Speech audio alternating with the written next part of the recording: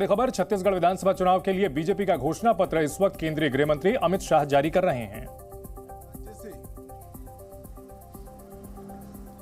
एक अच्छे राज्य में तब्दील करने वाले 15 साल रहे। अभी 5 साल कांग्रेस की सरकार रही, अब फिर से चुनाव आया है।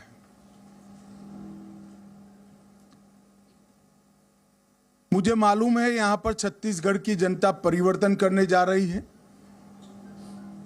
मैं छत्तीसगढ़ में घुमा हूं, जनता से संवाद भी किया है। मैं भारतीय जनता पार्टी की ओर से छत्तीसगढ़ की जनता को आश्वस्त करना चाहता हूं कि बीमारू राज्य से हमने छत्तीसगढ़ को अच्छा राज्य बनाया है और ये अच्छे राज्य को संपूर्ण विकसित राज्य बनाने का काम हम आने वाले 5 साल के अंदर करेंगे। 15 साल जो हमारे रहे, वो 15 साल में रमन सिंह के नेतृत्व में और 5 साल रमन सिंह और नरेंद्र मोदी जी के नेतृत्व में, शुरुआत के 10 साल ढेर सारी अड़चनें होने के बावजूद भी हमने छत्तीसगढ़ का दिन दूना रात चौगुना विकास करने का काम किया। छत्तीसगढ़ के कई दुर्गम क्षेत्रों को नक्सलवाद के कहर से मुक्त करने का काम भारतीय जनता पार्टी की सरकार ने किया। छत्तीसगढ़ के इंफ्रास्ट्रक्चर को उठाने का काम भी भारतीय जनता पार्टी की सरकार ने किया। पोषण की गारंटी देने वाला समग्र देश में पहला राज्य छत्तीसगढ़ बना। मनरेगा में 150 दिन की रोजगारी देने वाला भी सबसे पहला राज्य छत्तीसगढ़ बना। समग्र देश में मातृत्व के अवकाश की परिकल्पना छत्तीसगढ़ राज्य ने सेट की। पंचायत चुनाव में माताओं बहनों को 50% आरक्षण देने वाला पहला राज्य छत्तीसगढ़ बना। छात्रों को निःशुल्क लैपटॉप टैबलेट देने का प्रारंभ हुआ और एक छत्तीसगढ़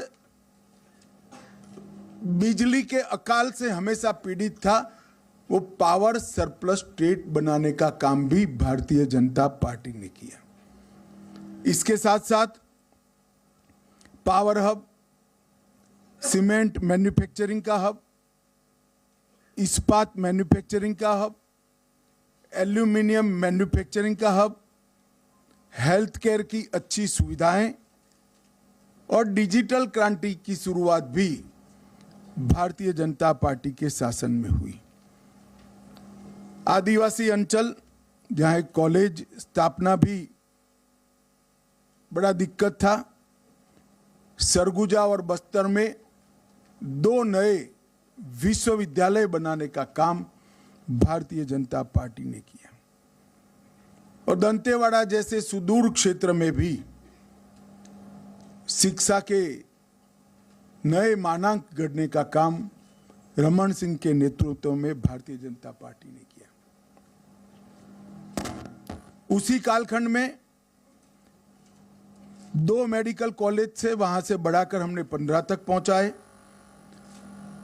मेडिकल के विद्यार्थियों की सीटों की उपलब्धि 100 से बढ़ाकर 1100 तक ले गए। इंजीनियरिंग कॉलेज 14 से बढ़ाकर 50 तक ले गए। पॉलिटेक्निक कॉलेज 10 से बढ़ाकर 51 तक ले गए। आईटीआई 61 से बढ़ाकर 176 तक ले गए। डेंटल कॉलेज 1 से बढ़ाकर 5 तक ले गए। नर्सिंग कॉलेज 1 से बढ़ाकर 84 तक ले गए। मैनेजमेंट के कॉलेज 2 से बढ़ाकर 16 तक ले गए और पशु चिकित्सा कॉलेज और कृषि कॉलेज 4 से बढ़ाकर 31 तक ले जाने का काम हुआ। परंतु बीच में भूपेश जी की प्रकृति है ऐसे, और ये तो मानना ही पड़ेगा, झूठा प्रचार करने में पूरे भारत में उनका कोई सानी नहीं है।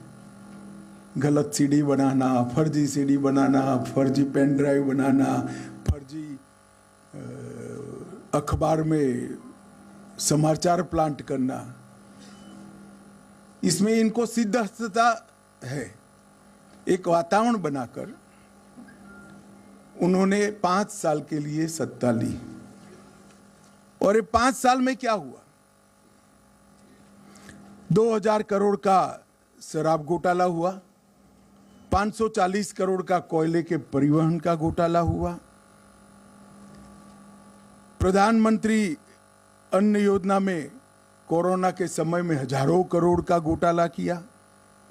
और मैंने मेरे सार्वजनिक जीवन में कभी भी देश भर में कहीं पर भी, और आज भी होने के बाद भी, गोबर में कोई घोटाला कर सकता है ऐसी सक्षमता नहीं दिखी है।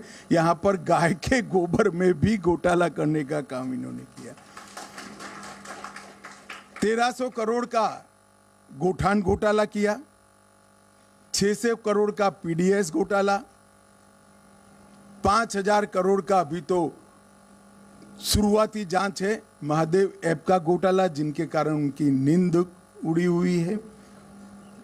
पब्लिक सर्विस कमीशन का घोटाला हुआ। प्रधानमंत्री जी ने गरीब आदिवासियों के विकास के लिए खदान से जो खनिज बाहर आता है, इसका एक हिस्सा डिस्ट्रिक्ट मिनरल फंड के लिए बनाया। इसमें से भी 700 करोड़ रुपए सरकार चाऊ कर गई।